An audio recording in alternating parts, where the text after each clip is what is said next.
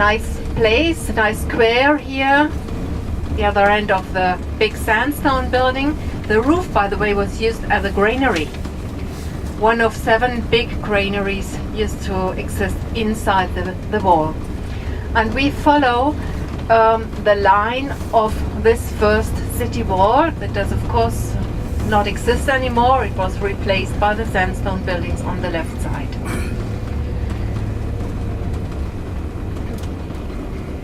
So this part is the southwestern part of Nurnberg.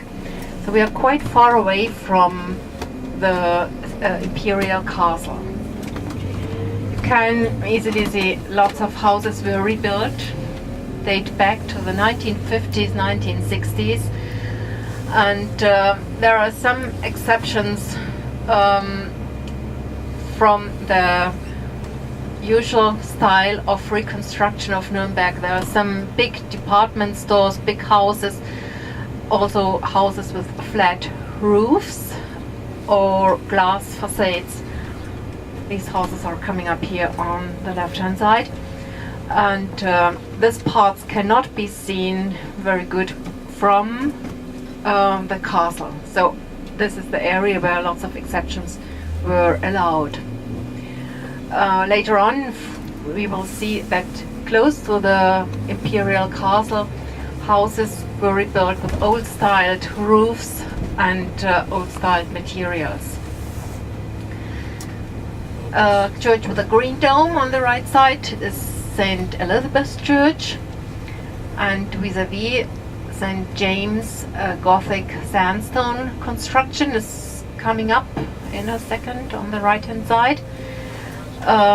St. Elizabeth, a Catholic church, and St. James, a Protestant church today. And on the left side, the last remain from the first city wall in form of a tower. The tower was connected to a gate. So that's the last part of this city wall here. The wall itself was replaced by the houses, by the buildings. Yeah, the churches originally belonged to the Teutonic order. They were given to the city around 1300, and today they are parish churches here in Nuremberg. We have a bit more than 30% of Lutheran Protestant inhabitants, a bit less than a third of Catholics, and another third of atheists and different religions. Another important things coming up, we've already seen the toy museum at the beginning of our tour. Another museum, it's called Germanisches Nationalmuseum, or German National Museum, was established in the middle of the 19th century, and it's the largest collection of German art and culture. So prehistorical objects, art and crafts from all centuries, paintings, portraits, porcelains, toys, coins, pharmacies, furniture, whatever you can imagine to be collected is collected in the museum on the right hand side. It's a large building in the back to the right side. And one interesting part is the White Ark. That's an art object connected to a new building of the museum with white concrete columns along the way of human rights. They bear articles from the Declaration of Human Rights of the United Nations, and they refer to the history of the 1930s. So the old entrance here on the right side, and building with offices for the researchers, for the scientists of the museum here on the right side. Yeah, we follow the street. There are lots of new buildings, interrupted by a big old building on the left hand side, a large roof again, another old granary in the roof, and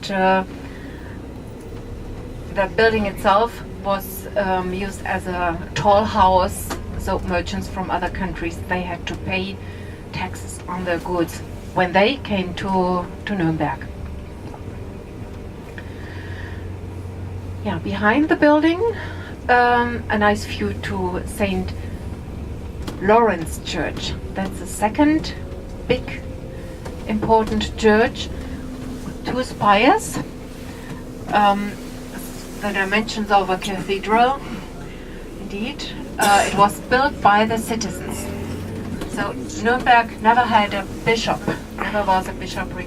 Everything was paid by the citizens. The old town of Nuremberg was destroyed to 90%. 90% of the buildings were replaced by new buildings. And in most parts they did that in the same style, the same outline, the same layout of the buildings, and often in sandstone material, and the style of the roofs is also often similar to the old houses, old buildings. All churches are open, and when you walk inside, it's very interesting, because you have the impression to go back in the time 500 years ago. The buildings itself were reconstructed after the war. Of course, everything was hit, and when you walk around, you see so many original paintings, altar paintings, sculptures, and stained glass windows. And the explanation is quite simple. Before World War II, everything was moved out of the buildings and brought into a beer cellar. This beer cellar was transformed in an art bunker, and all art objects of the churches survived the war in this place of safekeeping. So Nuremberg is really an exception, because we have reconstructed churches and original art objects in the churches.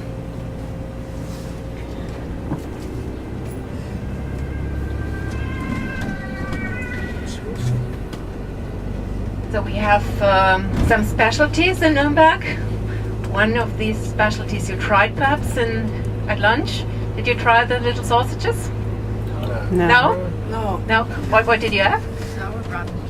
Sauerbraten? Sauerbraten? It's another specialty, yeah?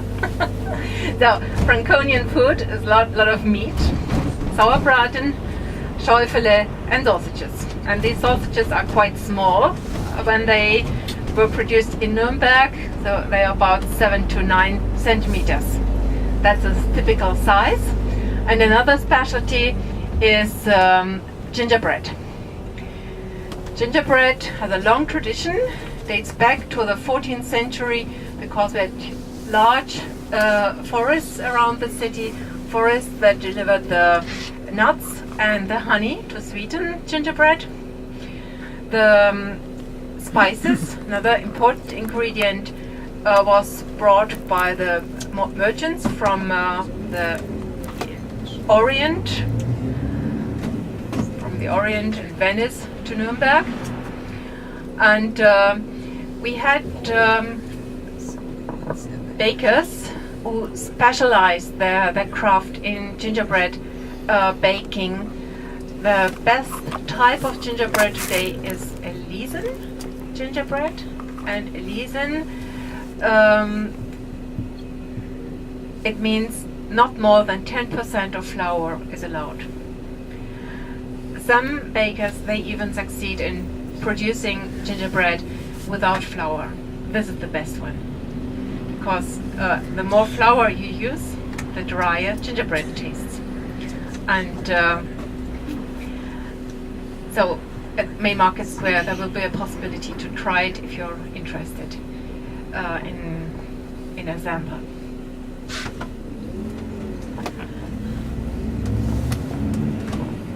tower on the island in the part above the river. Another public building is a sandstone building with a big roof here on the other side of the river. That was building where fat material was collected and transformed to candles, for example. A nice place, a nice square here, the other end of the big sandstone building. The roof, by the way, was used as a granary. One of 7 big granaries used to exist inside the wall. And we follow the line of this. We are back at the wall. This tower is the right top tower. It's called Laufertor.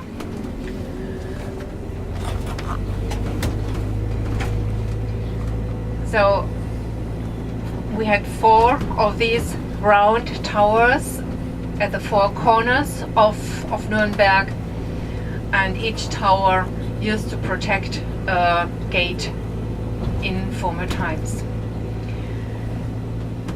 Perhaps you noticed that we drove to a hill, so the castle itself, it's located on a huge sandstone rock. The northern part is a very rocky area.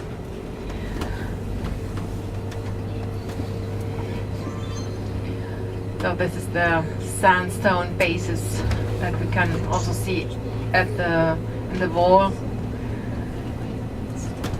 that is surrounding our city. So these were original parts of the city wall that you can see on the left side. Usually the moat is used today. There are quite a lot of high schools in these northern parts, and they use the moat for sports. So the gymnasium is located in the moat.